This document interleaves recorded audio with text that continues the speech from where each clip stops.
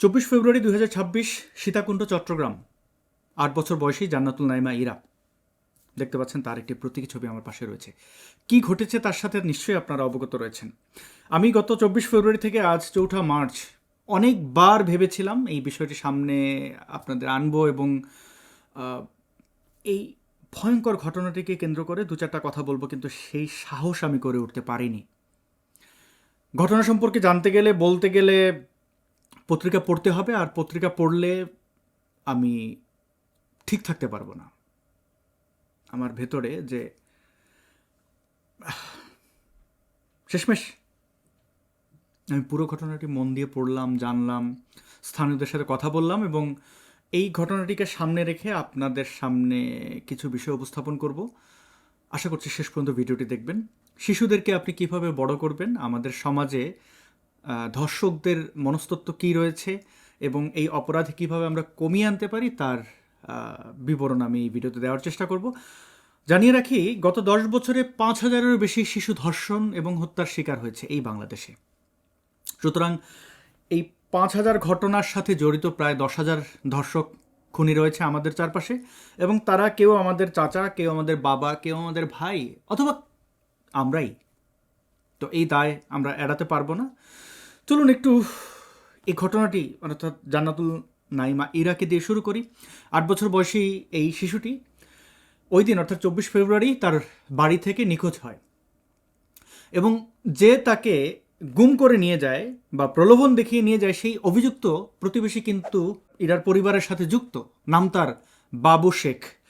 দর্শকের চেহারাটি দেখতে পাচ্ছেন সিসিটিভি ফুটেজে, দেখা যাচ্ছে স্পষ্টভাবে সে কিভাবে হাত ধরে এই শিশুটিকে নিয়ে যাচ্ছিল এবং তদন্তে জানা গেছে সে বিভিন্ন প্রলোভন দেখিয়ে এই ইরাকে একটি নির্জন জায়গায় নিয়ে যায়। কবে ইরা উদ্ধার হলো, কিভাবে উদ্ধার হলো, সেই বীভৎস ঘটনা আপনারা জানেন। সেই দিন অর্থাৎ 24 ফেব্রুয়ারি সন্ধ্যার পর ইকো পার্ক এলাকার পাহাড়ি ঝোপ থেকে একটি শিশু বের হয়ে স্থানীয়দের সাহায্য চাইল এবং স্থানীয়রা দেখলেন যে তার গলা কাটা, রক্ত ঝরছে, শ্বাসনালী কেটে ফেলা হয়েছে। মানে আমি এই ছবিটি দেখে বারবার এড়িয়ে গেছি। তো স্থানীয়রা তাকে হাসপাতালে নিয়ে যায় এবং সেখানে 3 দিন সে আইসিইউতে জীবন মরণ যুদ্ধে পরাজিত হয়ে মারা গেল, নিহত হলো, কি বলবো। 27 ফেব্রুয়ারি চিকিৎসাধীন অবস্থায় তার মৃত্যু হলো এবং অভিযুক্তকে কিন্তু শনাক্ত করা গেছে। বলছিলাম তার নাম বাবু শেখ। এসেই বলা হচ্ছে ধর্ষণ করেছে, খুন করেছে, এটি স্পষ্ট। এবং এই বাবু শেখ কিন্তু একই এলাকায় ভাড়া থাকতেন এবং হত্যার শিকার শিশুটি অর্থাৎ ইরার পরিবারের সাথে তার বিরোধ ছিল। সম্পর্ক থাকলে বিরোধ তৈরি হয় এবং এই বাবু শেখ একজন পরহেজগার মানুষ, আল্লাহওয়ালা মানুষ, 5 ওয়াক্ত নামাজ পড়তেন বলে স্থানীয়রা জানিয়েছেন এবং তার বেশভূষায় দেখতে পাচ্ছেন সুন্নতি দাড়ি। তো তাকে 24 ফেব্রুয়ারি গ্রেপ্তার করা হয় স্থানীয় কিছু সিসিটিভি ফুটেজ দেখে। প্রাথমিক জিজ্ঞাসাবাদে সে এই হত্যার সাথে জড়িত থাকার কথা স্বীকার করেছে এবং এটার মোটিভ কি, প্রত্যেকটা অঘটন বা অন্যায়ের পেছনে উদ্দেশ্য থাকে, মোটিভ থাকে।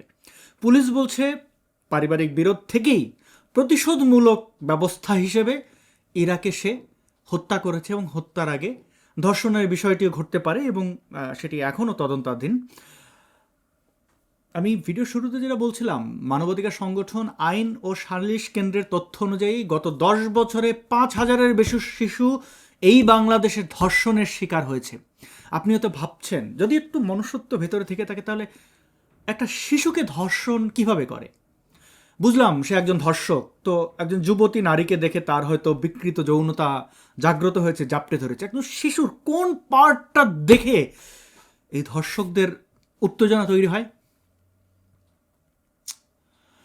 2024 সালে নতুন বন্দোবস্ত, এই 2024-এ 270টি আবার আনুমানিক শিশুকে ধর্ষণ হত্যা করা হয়েছে এবং কতগুলো ঘটনা ধামাচাপা দেওয়া হয়েছে তা তো আপনারা জানেন। আওয়ামী লীগের কর্মী সমর্থকদের মা বোন তাদের জন্য, অর্থাৎ এই ইসলামিক সন্ত্রাসী ইউনুস এর যে মব গোষ্ঠী, তাদের কাছে গনিমতের মাল হিসেবে তারা দেখতো, যেটা তাদের পূর্বসূরি 1971-এর হানাদার রাজাকার আলবদর আল শামস বাংলার মানুষকে, নারীদেরকে তারা গনিমতের মাল বলেছে, পেহলে উসকো মুসলমান মানাও বলে ধর্ষণ বৈধতা দিয়েছে। তো এই যে ইরার ঘটনাটি, এই ঘটনার সাথে ধর্ম কোনোভাবে যুক্ত, আপনারা হয়তো এই কথাটি বলার সাথে সাথে ভেবে নেন যে ভাই আপনি কিছু এলে ধর্ম টেনে আনেন। আমি বলবো না কোনো ধর্ম এ ধরনের ধর্ষণ করতে বলে, কিন্তু এটা খুবই জোর দিয়ে বলতে চাই, ধর্ম হচ্ছে সকল প্রকার অপরাধ ধামাচাপা দেওয়ার একটা হাতিয়ার। যেমন উদাহরণ, এই ফেসবুক স্ট্যাটাসটি দেখতে পাচ্ছেন, নাম তার আবু মুস্তাফিজের বাপ। সে ফেসবুকে লিখেছে, আচ্ছা গলা কাটা মেয়েটাকে সীতাকুণ্ডে বলিদানের উদ্দেশ্যে নেওয়া হয়েছিল না তো আবার? এই লোক নাকি আবার লেখক, কয়েকটা নাকি বইও লিখেছে, এমনটাই তো সে তার ফেসবুকে প্রচার করে। সীতাকুণ্ডের বলির প্রসঙ্গ কেন এলো? খুবই স্পষ্ট, হিন্দু ধর্মাবলম্বীরা বলি দেয়, তাই মানুষকে বলি দিলেও দিতে পারে। শুনেছি ইন্ডিয়ার কোথায় কোথায় এরকম হয়, মানুষ বলি দেওয়া হয়। ভারত একটা বিশাল দেশ এবং হাজারো ট্রাইব সেখানে রয়েছে। বহু ধরনের কুসংস্কার যেমন রয়েছে, তেমনি গণতান্ত্রিক দেশ হিসেবে ভারত বেশ কিছু আধুনিক জায়গায়, মানবাধিকার জায়গায় নজির স্থাপন করেছে। তো এই হিন্দু বিদ্বেষীরা খুঁজে বের করে কোনটা দিয়ে হিন্দুদের ফ্রেম করা যায়, দোষারোপ করা যায়। আপনারা জানেন সীতাকুণ্ডের আদিনাথ পাহাড় মন্দির নিয়ে ইসলামিস্টদের ব্যাপক কুচক্রান্ত রয়েছে, তারা ওটি দখল করতে চায় এবং যারা দেখতে নেন তার চলন বাঁকা, কোনোভাবেই দোষ ত্রুটি দেওয়া যায় কিনা হিন্দুদের উপরে, সেই চেষ্টা থেকেই এই ধরনের ফ্রেম করা এবং ধর্ষকদের পক্ষ নিয়ে ধর্ষণ কাণ্ডকে অন্যদিকে ঘোরানোর চেষ্টার অন্যতম অংশ হচ্ছে এই যে বিভিন্নভাবে ভিন্ন মোড়ে নিয়ে যাওয়া। বলছিলাম যে ধর্ম কিভাবে যুক্ত। এই পাঁচক্ত আল্লাহওয়ালা লোকটি, অর্থাৎ মিস্টার শেখ, আবু শেখ কি শেখ, ধর্ষক তার আবার নাম। তো সে যেহেতু আল্লাহওয়ালা, প্রাথমিকভাবে অনেকেই তাকে সন্দেহ করবে না, দাঁড়িয়ে রেখেছে, পাঁচক্ত নামাজ পড়ে, সে কিভাবে খারাপ হয়। আবার এই যে বলি কোরবানি, দেখুন এই ধরনের নৃশংসতা বন্ধ করতে গেলে আপনাকে খেয়াল রাখতে হবে, বলি কোরবানি এগুলো বন্ধ করতে হবে। কারণ কি, আপনি নিশ্চয়ই কখনো কখনো কোরবানি বা বলি দিয়েছেন, যদি না দিয়ে থাকেন তাহলে অভিনন্দন, আপনি একজন উত্তম মানুষ। যেই মানুষ প্রাণের প্রতি নিষ্ঠুর, সে কখনোই ভালো মানুষ হতে পারে না, অসম্ভব, কোনো দিক থেকে না। সেটা হোক আপনি খুব খয়াস করে মাছ ধরেন, ফিশিং করেন আনন্দে, না জেনে করে থাকলে সেটা অন্য জিনিস, জেনে শুনে আচ্ছা ফিশিং, একটা প্রাণীকে আপনি হত্যা করছেন, কি উল্লাস, বলি দিলেন, কোরবানি দিলেন আনন্দ উৎসব হিসেবে, তাহলে আমার আর কিছু বলার নেই। আপনার মধ্যে এক ভয়ঙ্কর এরকম ধর্ষক বাস করে, এরকম খুনি বাস করে। হয়তো সুযোগের অপেক্ষায় আপনি আছেন, হয়তো বা আপনি জানেন না, কিন্তু যখন ঘটিয়ে ফেলবেন, ঘটানোর পরে হয়তো আপনি বুঝবেন যে কিভাবে ঘটালেন। কেন বলছি এই কথা? ভাবুন তো, একটা গরু বা একটা মুরগি জবাইয়ের আগে সেই প্রাণীটা কতটা কিউট, কতটা নিরীহ, নিরুপায়। একটা গরু, তার যে শক্তি, সেই শক্তি দিয়ে আপনাকে মেরে ফেলতে পারে, কিন্তু সে জানে না কীভাবে মারতে হয়, সে মানুষের মতো নিষ্ঠুর নয়। একটা মুরগি দুজন ধরে জবাই করে দিলেন, একটা শিশু হতে সেরকম, শিশুর পক্ষে আপনার হাত থেকে বাঁচার সুযোগ থাকে না। এবং আপনি এই ঘাতককে দেখালাম, সে ঠান্ডা মাথায় খুন করতে পেরেছে, কারণ তার কাছে এটা খেলা, অন্য সব বলি বা কোরবানির মতো। প্রকাশ্যে যে কোনো ধরনের প্রাণী হত্যা এবং এই নৃশংসতা ধর্মের নামে এগুলো বন্ধ করতে হবে। এবং ধার্মিকদের এই দাড়িওয়ালা টুপিওয়ালা দেখে ঘটনা থেকে তাদেরকে বাদ দেওয়া নয়, বরং সন্দেহের চোখে দেখবেন। যে ধর্মের লেবাসে বারবার আসে তাকে দুইবার সন্দেহ করবেন, যেমনটা এই গত ইলেকশনে জামাত ইসলামকে সন্দেহ করেছিলেন যখন তারা বেহেশতের টিকিট বিক্রি করছিল, জান্নাতের টিকিট বিক্রি করছিল। তো বলি কোরবানি বন্ধ করলে এরকম নৃশংসতা বন্ধ হয়ে যাবে, কারণ একটা মানুষ হুট করে একটা চাকু নিয়ে একজন মানুষের গলায় বা অন্য কোনো প্রাণীর গলায় বসিয়ে দিতে পারবে না। সে এই কাজ করার আগে তার হাত কাঁপবে, অথবা একটু রক্ত বের হলে সে ওই রক্ত দেখে ভীত হয়ে যাবে। আমি একসময় কোরবানি দিয়েছি, আমি এজন্য খুবই দুঃখিত, লজ্জিত, কিন্তু আমার পক্ষে সারা জীবনে আর কোনো প্রাণী হত্যা করা সম্ভব না, অসম্ভব। সে মানুষ হোক, যে কোনো প্রাণী হোক, একটা প্রাণীর রক্ত আমি বের করতে পারবো না, আমার ভেতর দিক আসবেই না। এই প্র্যাকটিস বন্ধ করা হোক। এবং বাংলাদেশে যে সকল ভয়ঙ্কর নেশা রয়েছে, মদ হারাম বলে আপনি ইয়াবা বৈধতা দিয়েছেন। ইয়াবা এক ভয়ঙ্কর নেশা, বিকৃত যৌনতা তৈরি করে, অপরাধ প্রবণ হতে উদ্বুদ্ধ করে। আমি জেল খেটেছি অনেক দিন, এবং সেই জেলে থাকাকালীন অসংখ্য ইয়াবা আসক্ত লোকদেরকে দেখেছি, তারা সাক্ষাৎ জেল সুপার জেলারকেও ভয় পেত না। যতক্ষণ না তাদের এই নেশা ছিল। কয়েকদিন যাওয়ার পরে এই নেশা কাটে, এবং তারপরে যাদের যাদের সাথে খারাপ আচরণ করেছে, অন্যায় করেছে, সেগুলো সে মনে করতে পারে না, ক্ষমা চায়, নিঃশর্তভাবে ক্ষমা চায় যে আমি কি গ্যারার কি যেন বলে, কি একটার মধ্যে, গ্যারার মধ্যে না যেন কি একটা বলে আর কি, নেশাকারীদের একটা কি ভাষা আছে, পিনিকে ছিলাম, গ্যারার কি একটা ভয়ঙ্কর অবস্থা। তো এই ইয়াবা জাতীয় নেশা বন্ধ করতে হবে। ইয়াবার মধ্যে কি আছে? মেথএমফেটামিন আছে, ক্যাফেইন আছে, যৌন উত্তেজক পাউডার রয়েছে, মিশ্রণ করা থাকে। এই ভয়ঙ্কর ড্রাগ অবশ্যই বন্ধ করতে হবে। এই ধরনের সিনথেটিক ড্রাগ মানুষকে অমানুষে পরিণত করে। আমি বলবো না কোনো ড্রাগের দায়টা অবশ্যই ওই অপরাধীর, কিন্তু ড্রাগ তাকে এই অপরাধ করার ক্ষেত্রে আরও বেশি এনার্জি দেয়, আরও বেশি ভয়ঙ্কর করে তোলে, বিকৃত করে তোলে। এবং যারা পিতা রয়েছেন, ভাই রয়েছেন, অভিভাবক সন্তানদের, হতে পারেন আপনি আত্মীয়, আপনার কাছে কিছু অনুরোধ, কিছু বিষয় আমি তুলে ধরার চেষ্টা করছি। আমি মনোবিজ্ঞানী নই, কিন্তু কিছুটা পড়াশোনা করে কয়েকটি বিষয়ে বলবো, মনে রাখতে পারেন। হয়তো আপনার পরবর্তী প্রজন্ম এর জন্য নিরাপদ হলেও হতে পারে। যদি একটা শব্দ বা একটা এখানকার পয়েন্ট আপনার উপকারে আসে, এটাই আমার সার্থকতা। আপনার শিশুকে এটি স্পষ্ট করবেন যে তার শরীর একান্ত তার শরীর তার বাবারও নয়, মায়েরও নয়, অন্য কারোর নয়। শেখাতে হবে তার শরীর তার নিজের, কেউ অনুমতি ছাড়া তার শরীর ছুঁতে পারবে না। এমনকি যত পরিচিতই লোক না হোক না কেন, আমাদের সমাজে আমরা টেলিভিশনে দেখতে পাই জামাতের আমির বাচ্চাদেরকে ধরে ঠোঁটে চুমু দিচ্ছে, গা হাত পায়ে চুমু দিচ্ছে। অনেক, মানে এরা পেডোফাইল। এই ধরনের পেডোফাইল আমাদের সমাজে অনেকেই আছে। আত্মীয়তার নামে, আদর করার নামে, স্নেহ করার নামে সে শরীরে হাত দেয়। এটা করা যাবে না। ওই শরীরে হাত দেওয়ার আগে অনুমতি তার পরিবারের সদস্যদের কাছ থেকে নিতে হবে, কারণ শিশু, সে অ্যাডাল্ট নয়। সে অনুমতি দিলেও কি না দিলেও কি, শিশুকে বোঝাতে হবে তার প্রাইভেট পার্ট সম্পর্কে। প্রাইভেট পার্ট বলতে শুধুমাত্র জননাঙ্গ নয়, প্রাইভেট পার্ট বলতে শুধু স্তন নয়, বা শুধু নারীর শরীর নয়, পুরুষেরও হতে পারে। প্রাইভেট পার্ট বলতে পেট হতে পারে, প্রাইভেট পার্ট বলতে পিঠও হতে পারে, প্রাইভেট পার্ট বলতে গালও হতে পারে। সেই আলোচিত সাংবাদিক খালেদ মুহিউদ্দিনকে যখন গাল টিপে দেয় অন্য আরেকজন মোল্লা, সেটাও প্রাইভেট পার্টে হাত দেওয়া। কোনো ব্যক্তির শরীরে হাত দেওয়া যাবে না। আমাদের বাংলাদেশের মানুষ এই টাচ সম্পর্কে জানি না। কাউকে দেখা হলে জড়িয়ে ধরি, কাউকে দেখা হলে গায়ে কি ভালো আছে, গায়ে হাত দিয়ে পিঠ চাপড়ে, না, এটা করা যাবে না। কোনো ব্যক্তির গায়ে হাত দেওয়া তার অনুমতি ছাড়া, এটা অন্যায়। তো শিশুকে অবশ্যই বোঝাতে হবে তার শরীরের কোনো অংশ অন্য কেউ হাত দিতে পারবে না, পুরো শরীরটাই তার ব্যক্তিগত। এবং কাপড় চোপড়ের একটা বিষয়, যে কাপড়ের দোষ, এই জিনিসগুলো বলা যাবে না। ব্যাড টাচ, গুড টাচ, বা ভালো স্পর্শ, খারাপ স্পর্শ সম্পর্কে ধারণা দিতে হবে। খারাপ স্পর্শ যেমন গোপন স্থানে ছোঁয়া, একটু নিতম্বে হাত দেওয়া, শিশুদের জননাঙ্গে হাত দেওয়া, এগুলো কোনোভাবেই টলারেট করা যাবে না।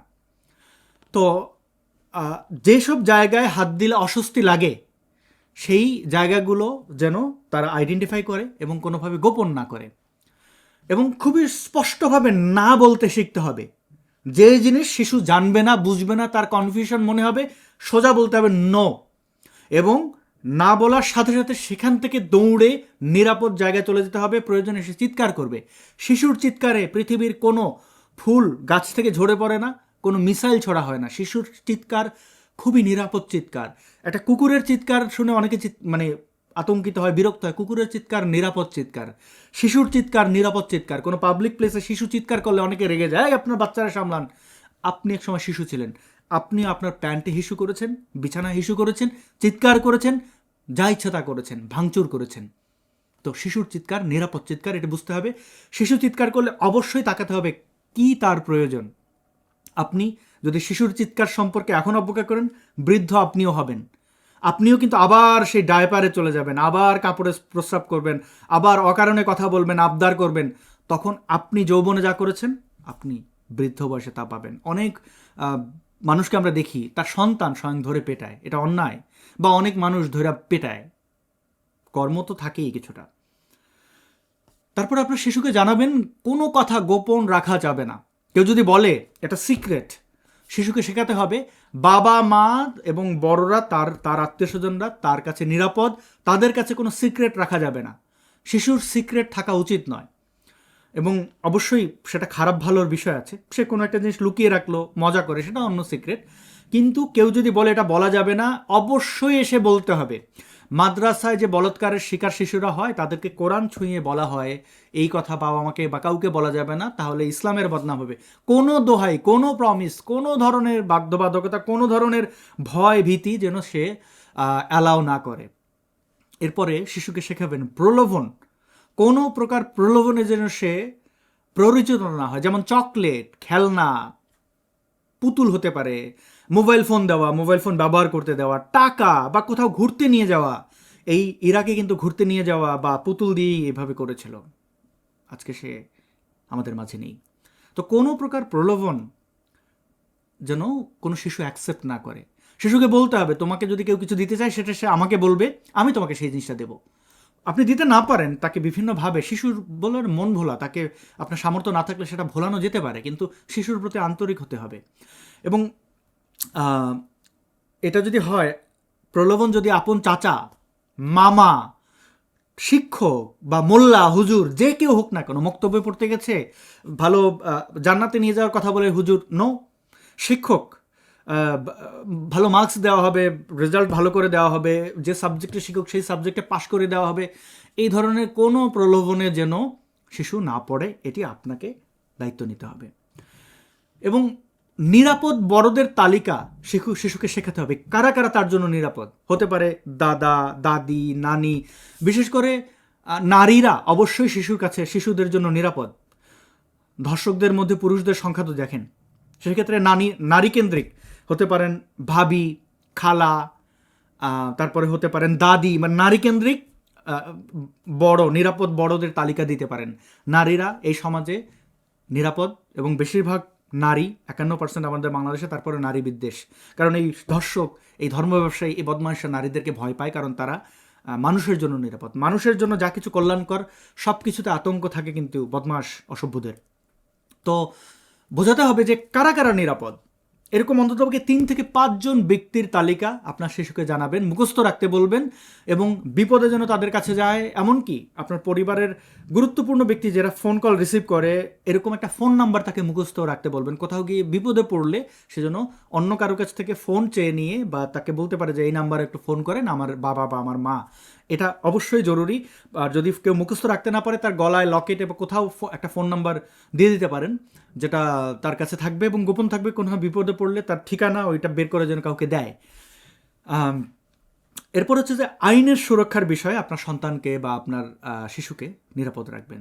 যে কোনোভাবে যেন, যদি একটু টিন এজের হয় তাহলে খেয়াল করবেন যে ভিডিও কল, ছবি, ব্যক্তিগত ছবি, ভিডিও কোনো কিছু যেন শেয়ার না করে। সামাজিক মাধ্যমে আপনার সন্তান কি কি আপলোড করছে, সে হয়তো ক্লাস 6-এ পড়ে, 7-এ পড়ে, সে কোথায় কি আপলোড করছে, কি দেখছে, টিকটকে কিভাবে নাচছে, নাচ গান কোনোভাবেই খারাপ নয়, বাট কি করছে সেটা একটু ভালোভাবে খেয়াল রাখবেন।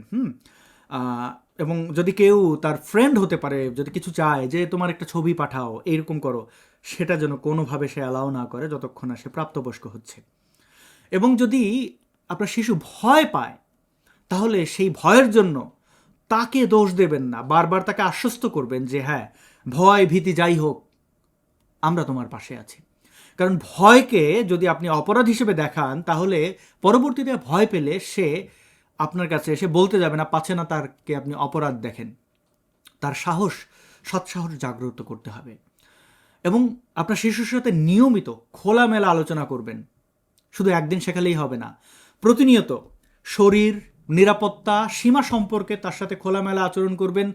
তার পিউবিক হেয়ার উঠলো কি, মানে এগুলো নিয়ে খুবই খোলামেলা আচরণ করবেন। বয়সন্ধি কাল সম্পর্কে তাকে জানাবেন।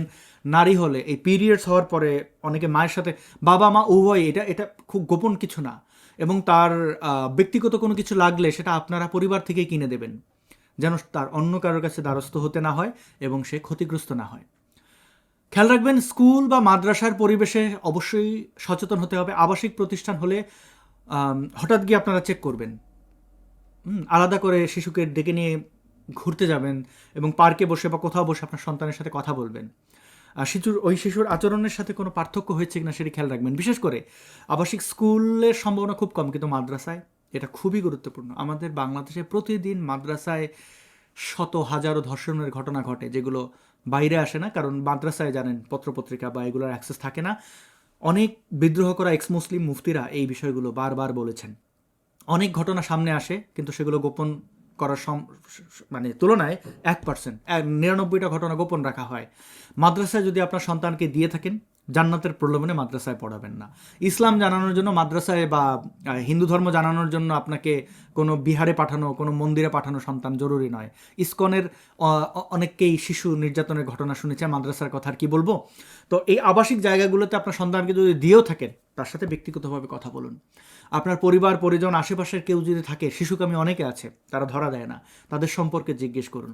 এবং আপনার সন্তানকে জরুরি নাম্বার, বিশেষ করে বাংলাদেশের যে 999 সম্ভবত, তো এই 999 সম্পর্কে আপনার সন্তানকে শেখাবেন। কখনো বিপদে পড়লে 3টা 9 প্রেস করে ফোন করলেই এমার্জেন্সি সেবা সে পেতে পারে।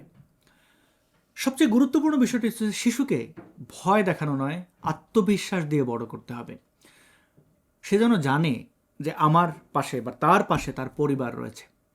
এই বিষয়টি যদি আপনি আশ্বস্ত করতে পারেন, আপনার সন্তান নিরাপদ, আগামীর ভবিষ্যৎ নিরাপদ। আর যদি এগুলো না করেন, আপনার সন্তান ধর্ষণের শিকার হবে, হয়তো বলবে না, হয়তো এই ধর্ষণের ঘটনাকে সে রিভেঞ্জ হিসেবে দেখে আরও 5টা ঘটনা সে পরবর্তীতে ঘটাবে। সে মনে করবে যে আমার সাথে এটা ঘটেছে, আমি অন্যের সাথে এটা করব। এইভাবে চেন অপরাধগুলো ঘটে। সেই বিষয়ে আমাদের সচেতন থাকতে হবে। অনেক ধন্যবাদ। ভিডিওটি দীর্ঘ, কিন্তু শেষ পর্যন্ত দেখেছেন। এবং যদি আপনার কাছে মনে হয় এই ভিডিওটি ইনফরমেটিভ, তাহলে আপনি আপনার বন্ধু, আপনার পরিবারের সদস্যদের কাছে শেয়ার করতে পারেন। আর যে কথাটি আমি কখনো বলি না, আপনাদেরকে বলবো যে লাইক করতে পারেন। এখন এই বিষয়টি এই জন্য বলছি না যে লাইক করলে কতগুলো লাইক হলো, কতগুলো কমেন্ট হলো, এটা দিয়ে আমার কিছু একটা হবে, উদ্ধার হবে, না, এরকম কিছু নয় বন্ধু। লাইক বা কমেন্ট করলে ফেসবুক, ইউটিউব তারা তাদের অ্যালগরিদমে এটা টের পায় যে এই ভিডিওটি সম্পর্কে মানুষের আগ্রহ রয়েছে, এবং তারা অনেকের কাছে ডিস্ট্রিবিউট করে, এঙ্গেজমেন্ট বা রিচ বাড়ায়। তো যেহেতু কথা বলি, চাই এই কথাগুলো মানুষের কাছে যাক। যদি আপনার কাছে মনে হয় যে কথাগুলো নিরাপদ, একটা শব্দ যদি কারোর উপকারে আসতে পারে, তাহলে আপনি লাইক কমেন্টগুলো করতে পারেন। আর খারাপ লাগলে তো বরাবর ডিসলাইক করার অপশন ইউটিউবে রয়েছে, ফেসবুকে হয়তো রয়েছে। আপনি যে কোনো ধরনের দ্বিমত থাকলে কমেন্টে জানাতে পারেন। আপনাকে সেজন্য কেউ শাস্তি দেবে না, বরং এই মন্তব্য, সমালোচনা আমাদেরকে আরও বেশি উন্নত করে, ভুল থেকে শেখার জন্য অনুপ্রাণিত করে। অনেক অনেক ভালোবাসা। ভালো থাকবেন। আমরা আমাদের আশেপাশে আমাদের সন্তানদেরকে নিরাপদ করি, সেই প্রত্যাশা রেখে আজকে ভিডিওটি এখানেই শেষ করছি। আবার দেখা হবে খুব শীঘ্রই। বিদায়।